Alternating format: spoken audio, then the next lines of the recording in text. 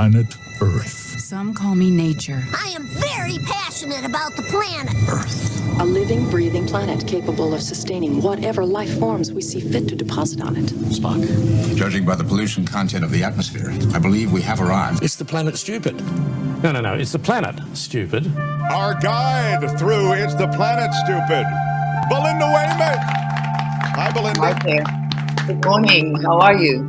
I'm well, and we are well. And I will tell you that last time you were on, and this is just a tease for the next time you're on, hoping that I always feel like we're week to week. I'm always hoping she'll show up next week too. People were asking about your career prior to being an eco-journalist. As an actress, big-time actress, doing some pretty big work. And we had literally several people at the moment you were talking about other stuff, very serious planetary stuff, going, get her to talk about her career as an actress. I might do that.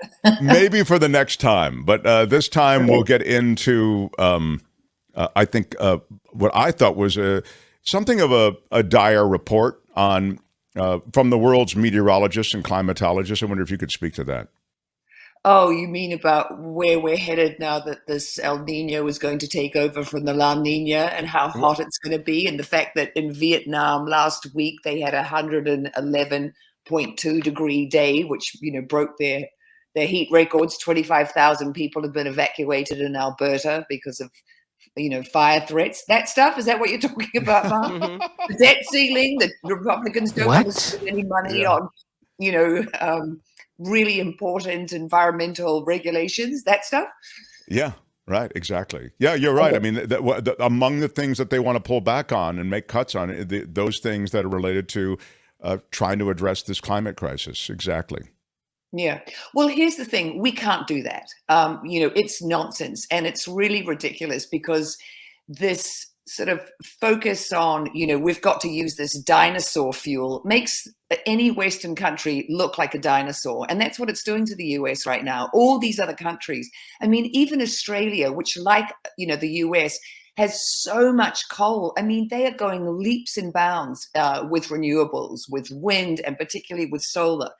And I really want to talk about this. I know I'm talking a lot about renewable energy right now, but, we have to cut our emissions in half by 2030. That's 7 years away. So this is really serious.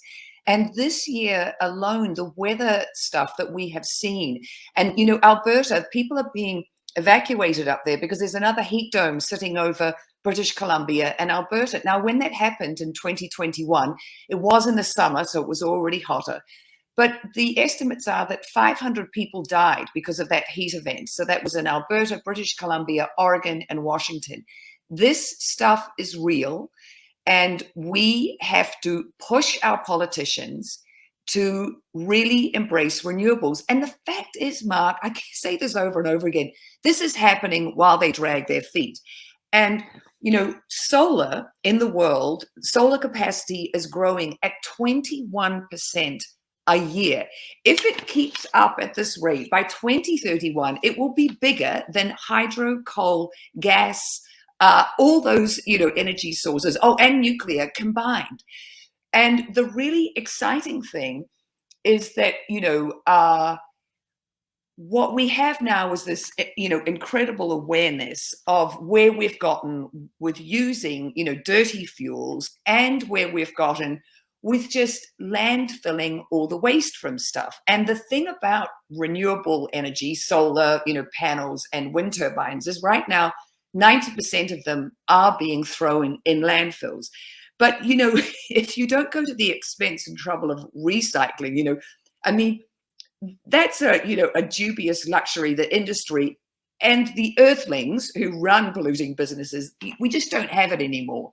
And so what's super exciting is that there are all these other earthlings who really get the dire position that we're in, and that recycling materials from solar panels and recycling wind turbines, which have, right now the blades are 170 feet long. Some of them now are 320 feet long.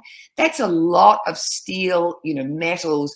They are, recyclable. And they say that with solar panels, they are 95% recyclable. So there are all these businesses that are taking solar panels, thanks for the photo, Kim, and they are recycling them.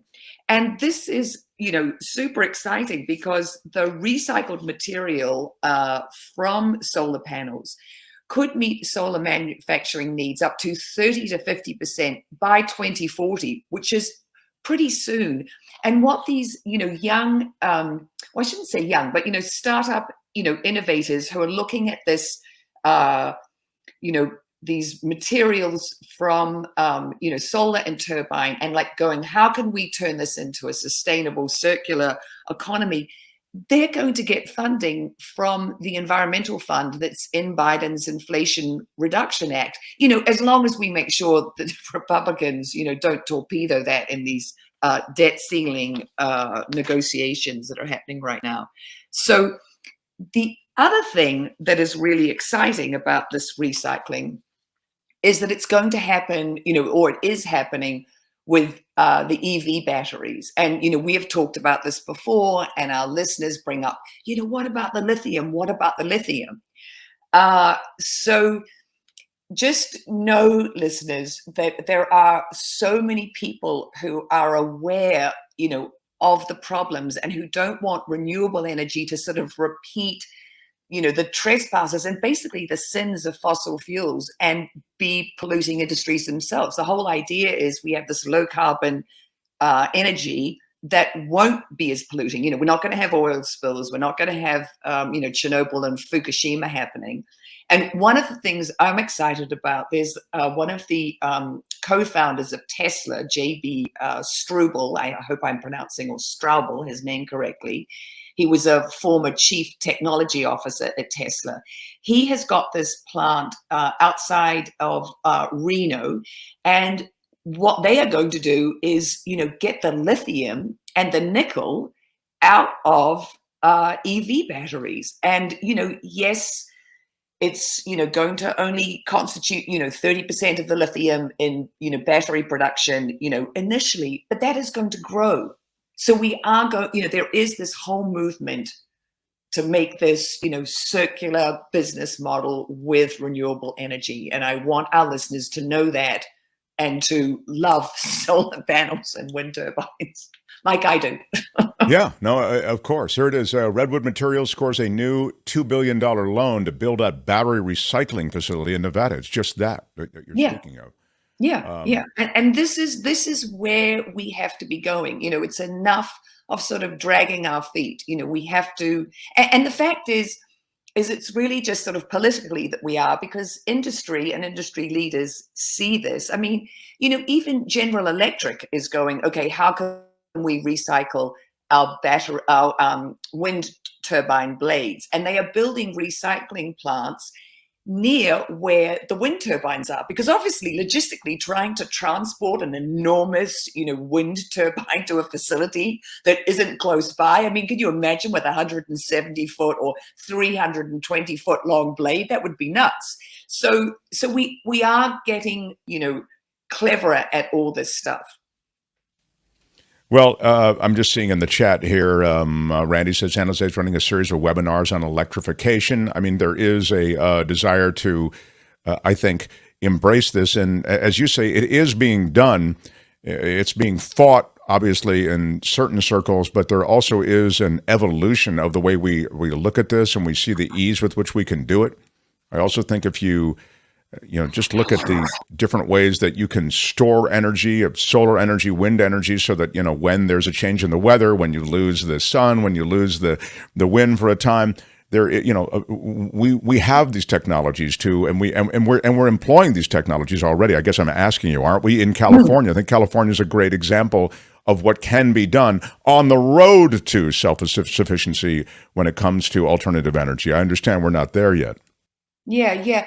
Well, no, we're not there, but we definitely are on the path. And the thing, that I was saying at the beginning is we just have to, speed up this transition. And so it really is about, voters voting for politicians who are embracing renewable energy and who see, where we're headed in the future. And the thing that's really wild is when you talk to consumers and Americans, at large, the predominance of Americans are very concerned about climate change and that we need to do the right things. And it's, a majority. It's, 67, probably in the 70% range by now. So it obviously, goes across political parties. It's Republicans and Democrats alike. They want us to do stuff about it. They just, by us to do stuff about it, I mean, they want their politicians to do the right thing about it. And the LA Times just did a survey, and they were asking people, how do you feel about solar panels? And people responded. They were really positive about them. They can't understand why they aren't on every rooftop. And the thing I'm always telling everybody about the rooftops, that's 11% of our electricity needs right there if we install them on existing rooftops in the world. But the other thing is we need to be putting them as shade devices over car parks and over, the water canals that bring, that crazy water canal that we have from Northern California to Southern California, all the evaporation that's happening as that's going through, warm temperature zones. I mean, if that's covered in solar panels, then you're going to be losing less water, and you're, very precious water, and you're also going to be generating electricity. And as the world heats up, solar panels above us, over car parks, that would be, great shade and help us out. And we're going to need it. And this is the thing. It's go time. Yes. Yep. There they are. Thank you, Kim. I have an electric car, and when you're in the hot California desert and you have to power it up, they have these, super stations or supercharger stations, and you plug your car in under what you're talking about, canopies. Yeah.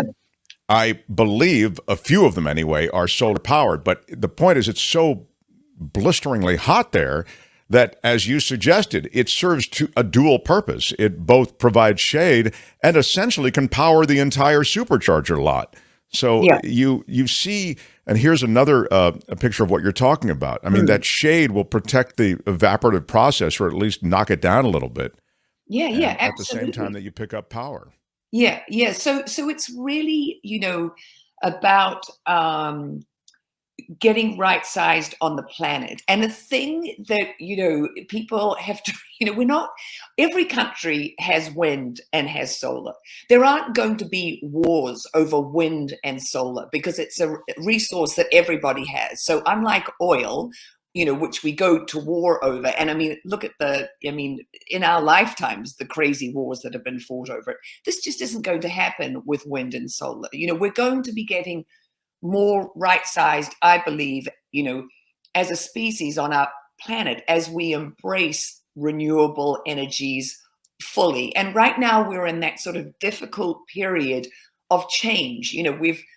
We've powered our world with one, predominant source of energy. And now we're moving to this other source that will become the predominant energy. And we're really having growing pains.